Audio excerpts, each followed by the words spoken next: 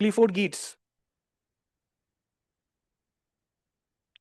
गीट्स 1950s में PhD करने के लिए जाते हैं इन हार्वर्ड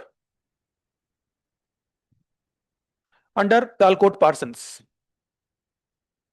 ठीक है, जब ये पीएचडी करने जाते हैं टालकोट पार्सन्स के अंडर, तो उस टाइम पे टालकोट पार्सन्स के कुलीग होते हैं क्लाइड क्लकोन।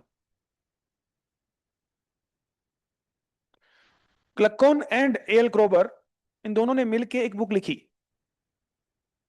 उसका टाइटल था कल्चर। ये 1951 में पब्लिश हुई। उस टाइम पे वो पीएचडी करने गया हुआ था हार्वर्ड में पार्सन्स के अंडर। इस बुक में क्या था, 1871 टू 1950s और 51 तक जितने भी कल्चर की डेफिनेशन थी, उस सारों का कंपेंडियम था, एनालिसिस था। ठीक है, इसमें सारी डेफिनेशन थी, ऑल द डेफिनेशंस, मतलब ऑल मींस जितने भी वो कर सकते थे cover, all that they can think of. ठीक है, तो इसमें सारी डेफिनेशंस को सेग्रीगेट करके क्लासिफाई किया था कि कौन क्या कह रहा है, कौन सी डेफिनेशन बायोजेनेटिक है, कौन सी इवोल्यूशनरी है, कौन सी डिफ्यूजनिस्ट है, कौन सी हिस्टोरिकल है। अलग अलग तरीके से क्लासिफाई भी किया हुआ, तो you can find research papers on it, जो उसके ऊपर बुक रिव्यू वगैरह, right, I will share some if you want. ठीक है, तो इन दोनों ने वो बुक लिखी थी। अब क्योंकि ये तो उनका कुलीग था, अब टीचर के पास तो टाइम होता नहीं है बुक पढ़ने का, क्लकोन ने ये बुक इसको दी, भाई रिव्यू कर दो। भाई ने, पीएचडी स्टूडेंट तो होते ही है काम करने के लिए, पढ़ो। तो गीट्स ने उस बुक को रिव्यू किया, and when he reviewed that book, he found कि सबने कल्चर को अपने ही नजर से समझा है। कोई दो लोग सेम तरीके से कल्चर को देख ही नहीं रहे हैं। Everyone is looking at culture from their own perspective, and everyone is claiming that I am saying it with full authority. So he came up with the you can say confusing notion. What is culture? He thought, what is culture then? So he thought that culture maybe is like a text. It's a text that everyone is reading and writing their interpretations.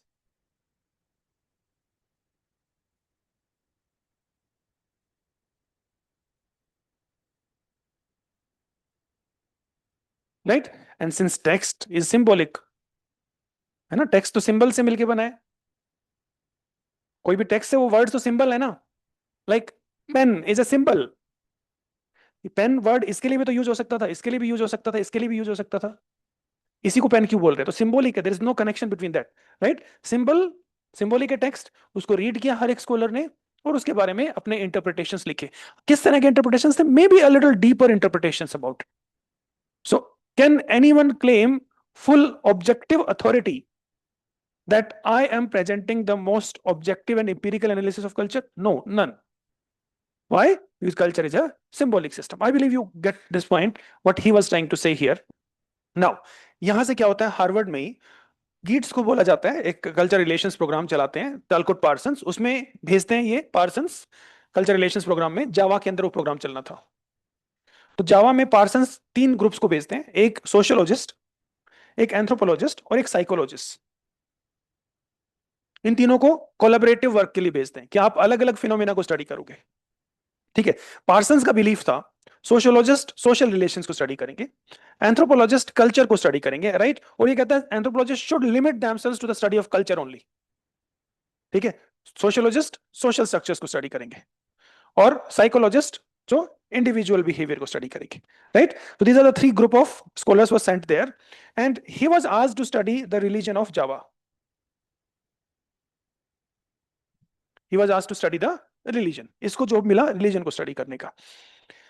ये सब पढ़ते रहे, और इन्होंने जो भी पढ़ा उसको अपने एक बुक में लिख दिया, religion of Java, that was published in 1960।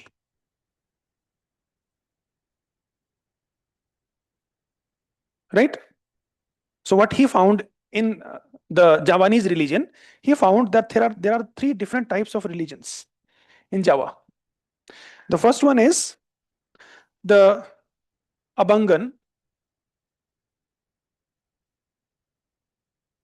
right? That was a kind of syncretic religion of peasants,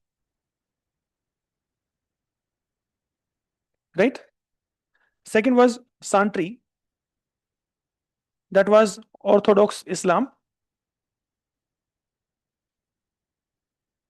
right? And third was Pariyai. This Pariyai is the religion of aristocratic class. It was also syncretic. It has elements of Hinduism, Buddhism, and maybe some elements of Islam as well. ठीक है, ये तीन religion इन्होंने study किया. Okay, done. अबंगन क्या है? Syncretic religion है. इसमें पीजेंट्स इस्लाम के साथ साथ ये एनिमिज्म को भी फॉलो करते हैं.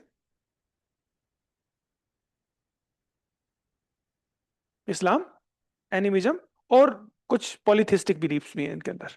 तो ये कोई एक सिंगुलर बिलीफ नहीं है, राइट? और इनका क्या है? ऑर्थोडॉक्स इस्लाम है, राइट? सो ये found three different form of religion. तो इनको लगा कि रिलीजन जो है अलग अलग कंटेक्स्ट में अलग अलग तरीके से. जो ये अबंगन वाले लोग हैं, ये इस्लाम के एलिमेंट्स में भी बिलीव करते हैं और ये अपने नेटिव एलिमेंट्स में बिलीव करते हैं. मतलब इस्लाम एक तो इनको पूरी तरह ट्रांसफॉर्म नहीं कर रहा है. Yes, some changes were brought in but not completely. एक टिपिकल इंसिडेंट भी वो बताते हैं. वो कहता है वहां की जो पॉलिटिकली डिवाइडेड है, लोग भी पॉलिटिकली काफी डिवाइडेड है. तो एक बारी क्या होता है कि एक बच्चे की डेथ हो जाती है. उस बच्चे की डेथ के ऊपर जो फ्यूनरल प्रेयर करने के लिए एक प्रीस्ट को जाना होता है, राइट? वो प्रीस्ट बेसिकली सांट्री से आता है. वो जब वहां जाता है तो उस बच्चे के घर के बाहर एक पॉलिटिकल पोस्टर लगा होता है. और वो पोस्टर लगा देखते ही वो कहता है कि मैं तुम्हारे यहाँ परफॉर्म नहीं कर सकता. मतलब उसने उस बच्चे का फ्यूनरल के लिए परफॉर्म नहीं किया.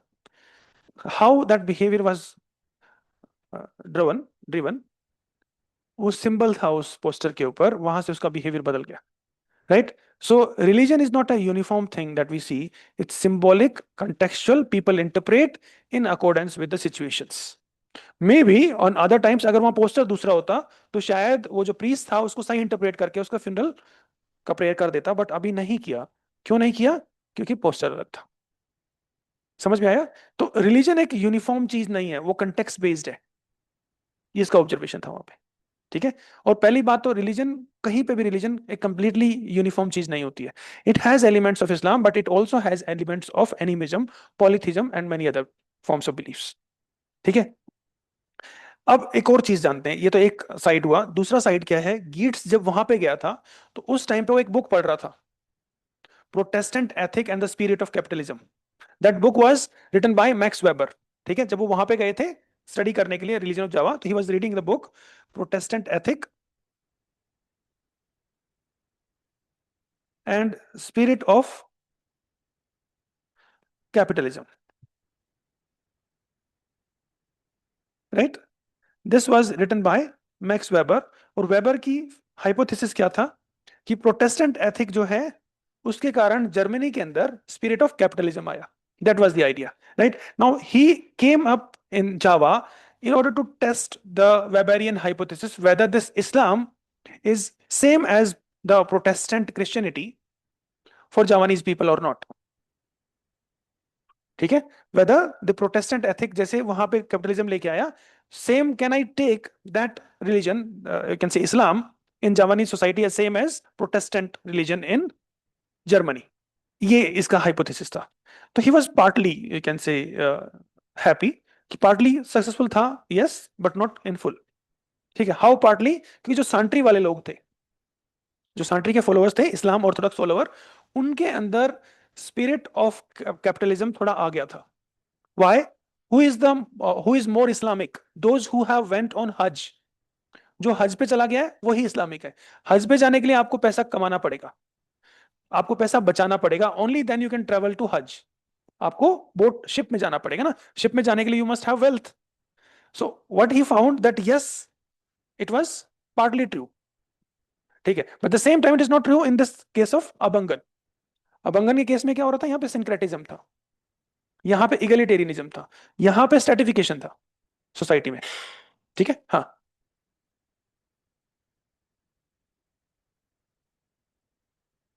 हम्म. No, he is not doing that historical analysis. He was not an historian. He was trying to interpret the cultural phenomena there itself. rooted in the symbols. What he was saying, he was trying to understand whether Islam is equivalent to this Protestant ethic or not.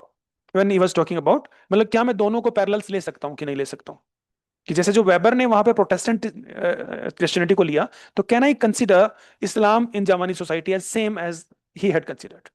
मतलब वो कहना चाह रहा था कि weber की hypothesis जावा के अंदर अप्लाई होती है कि नहीं होती है। जावा में अप्लाई करने के लिए उसको वहां का एक लोकल ग्रुप चाहिए था जो कि उनकी तरह बिहेव करे। जैसे प्रोटेस्टेंट एथिक आता है तो क्या होता है, वहां पे कैपिटलिज्म हो जाता है, वहां की सोसाइटी में टेक्नोलॉजिकल प्रोग्रेस होता है। ठीक है, कैथोलिक एंड प्रोटेस्टेंट दो ग्रुप्स हैं, प्राइमरली दो ग्रुप है। तो प्रोटेस्टेंट के अंदर सेविंग की हैबिट आ गई और उन्होंने कैपिटलिज्म को बूस्ट किया। ये कहना चाह रहा था कि ऐसा कुछ हुआ है क्या यहाँ पे, तो इसने लगा कि यस सांट्री में कुछ तो हुआ है। ठीक है, that is what he had found. समझ में आया? तो यहाँ पे इसने वेबरियन हाइपोथेसिस को कैरी आउट किया and he was partly happy with it. He found that it is partly applicable, क्योंकि यहाँ पे तो एप्लीकेबल हो रहा है। ठीक है, यहाँ पे सिंक्रेटिज्म है। ठीक है, ओके। नाउ एक और चीज, अब क्या किया इन्होंने, यहाँ पे तो स्टडी कर लिया, अब ये जाते हैं मोरक्को की सोसाइटी में और मोरक्को में स्टडी करते हैं इस्लाम को, और बाद में क्या करते हैं, एक बुक लिखते हैं Islam observed. In that book he compared Moroccan Islam with Javanese Islam.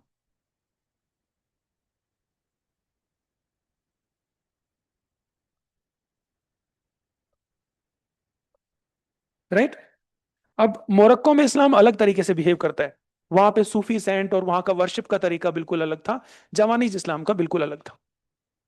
Right, so what he found that Islam or any religion for that matter is rooted in its cultural symbols. It's not a uniform religion cut across everywhere. So if it is not uniform cut across everywhere, that means it is not an objective empirical reality, rather it's a cultural construction. Different cultures have differently constructed Islam. ठीक है, तो ये इनका analysis था। हाँ, कुछ differences इसका जवानीज इस्लाम और इसमें। तो जवानीज इस्लाम में जैसे हज में जाना और ये सब, उनमें सूफी जो कुछ सेंट थे, आई आई फॉरगॉट देयर नेम्स, एक बार देख लेना, नोट्स में मिल जाएगा। उनकी जो वो होती है, कई जगह पे उनके जो क्या बनाते हैं, वो दरगाह बनाते हैं, उसके ऊपर वर्शिप करते हैं। Sometime their footwears and all they are placed, so the people believe, एक पर्टिकुलर वर्ड है, I am missing that word, that's why I am not able to say, कि वो बिलीव करते हैं कि वो जो पूरी प्रीमाइस है जहाँ पे वो पर्टिकुलर इंसान की दरगाह है या कुछ है, उसमें ही एक काइंड ऑफ स्पिरिट है, काइंड ऑफ एक वाइब है, एनर्जी है, तो वहां से वो फील करते हैं। यहाँ वाले इस्लामिस्ट तो हमने देखा ही, सांट्री वाले, they believe in different form of rituals and all. एक बार मैं दोबारा देखूंगा, then I will tell you पूरा याद करके, नहीं तो आप नोट्स में देख लेना। ओके, सो आई बिलीव थोड़ा बहुत आइडिया लग गया होगा आपको कि इस्लाम को इसने कैसे देखा, है ना? ओके, और अगर हम गीट्स में बिलीव करते हैं तो गीट्स का आइडिया हिंदू पे भी लागू होता है फिर, क्योंकि Hinduism is not a uniform religion. In north India it behaves differently, rooted in its cultural symbolism. Northeast India it is different, South India it is different. If you go outside India, you will find Islam, sorry, Hinduism is different. In Nepal is different. Nepal में जो animal sacrifice वगैरह चलता है काफी, है ना? Big animals are being sacrificed. Okay, done. So differentiate between anthropological and psychological approaches to study of religion. Okay, which one is the psychological approach to the study of religion? Can I say that Tyler's approach is a psychological approach to study the religion? Because that is a criticism given by, I think, R.H. Lowy. Lowy says religion is a social phenomena, but what Tyler has done is a psychological explanation of religion. है ना, क्योंकि वो इंसान के experiences के ऊपर बात कर रहा है ना, कि डेथ और ड्रीम का एक्सपीरियंस हो उसके बेसिस पे दिया। सिगमंड फ्रूड का explanation, it is the product of internal Discord with in an individual, है ना? इंटरनल डिजोनेंस है, डिस्कॉर्ड है, उसी का प्रोडक्ट है। उसको डील करने के लिए, इंटरनल गिल्ट है, गिल्ट को डील करने के लिए रिलीजन बनाया, है ना? तो there was an all powerful man who enjoyed all the women of their horde, right? Whenever a girl child is born, was kept within the horde. A boy child is born after a particular age, was removed from the horde. One fine day, all the sons, they joined hands, killed the father, ate his meat. After killing the meat, they felt enormous amount of guilt, and to deal with that guilt, all the sons, they have decided something, never to mate with the group women, right? And they raised a flag in the name of father. That flag became a kind of totem, right? And they decided that every year we'll perform the same ritual, a kind of annual ritual, and that annual ritual was the reminder that what to do, what not to do. So rituals is यहाँ पे बहुत सारी explanations हैं, right? इसमें देख रहा है कि फादर और सन के बीच में एक काइंड ऑफ हॉस्टिलिटी है, सिगमंड फ्रॉइड का जो ऑडिपस कॉम्प्लेक्स है, right? So he says that सारे के सारी जो चीजें हैं सोसाइटी में जो आप देख रहे हो, वो कहीं ना कहीं इंसान की इंटरनल गिल्ट का प्रोडक्ट है, या internal Discord, kind of contradictions that exist in his experience, उसका प्रोडक्ट है। समझ में आया? ये सिगमंड फ्रॉइड है। अंडरस्टूड? ठीक है। सो सिगमंड फ्रॉइड के अलावा आप मेलिनोस्की की अप्रोच ले लो, वो भी साइकोलॉजिकली है, इजंट इट? फंक्शनल भी है, साइकोलॉजिकल भी है वो भी। ठीक है। हाउ? साइकोलॉजिकल मतलब आपका इंटरनल साइकी के ऊपर लेके जाके देख रहा है। ठीक है। Psyche in the sense that means if you remember Tylor, what Tylor says, Tylor says that there was a savage philosopher in early society. That savage philosopher have limited knowledge. He had some experiences, say dream, death, hallucination, echo, shadow. All these experiences were interpreted by the savage philosopher based on his limited knowledge base. That interpretation resulted in some conclusions. The conclusion was that there are three parts of my being. One is the physical body, that this blood and flesh. Second is the life force that animates this body, and third is phantom, right? That these interpretation over a period of time resulted in the belief in spirit or soul, right? I'm saying, I think वो पूरा मैंने आपको बताया होगा कैसे वो grow हुआ होगा. So soul is one part and physical body is another part. Now the men saw that this spirit is in everyone, every individual. After death, the body dies, but spirit remains.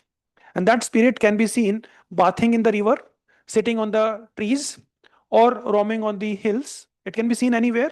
That means the spirit does not die, body dies. That experience made him think that spirit मर नहीं सकती है. And sometimes those spirits come in the dream and tell कल बारिश आने वाली है, flood आएगा, बच लो. Tomorrow there would be a storm. There could be a famine this year. You have to safeguard yourself.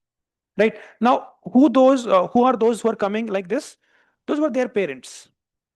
Right? It's like that childlike feeling when you are a child. So you are protected by your parents. Whenever you are in some kind of trouble, you recall your parents. मम्मा बचा लो, है ना? भागे होगे, मम्मा बचा लो, कुछ हो गया होगा, डॉग वोग पीछे पड़ा होगा, तो वो जब ऐसा होगा तो उसने भी बोला होगा मम्मा बचा लो. वो मम्मा बचा लो किसको बोला? जब मम्मा तो है नहीं उस मोमेंट पे, मम्मा की तो स्पिरिट है, तो मम्मा की स्पिरिट को बोल रहा है मम्मा बचा लो. वो मम्मा बचा लो की स्पिरिट को बोले जा रहा है, तो over a period of time वो रिचुअलाइज हो गया. वो रिचुअलाइज्ड प्रेयर टू मम्मा और papa to save himself become animism.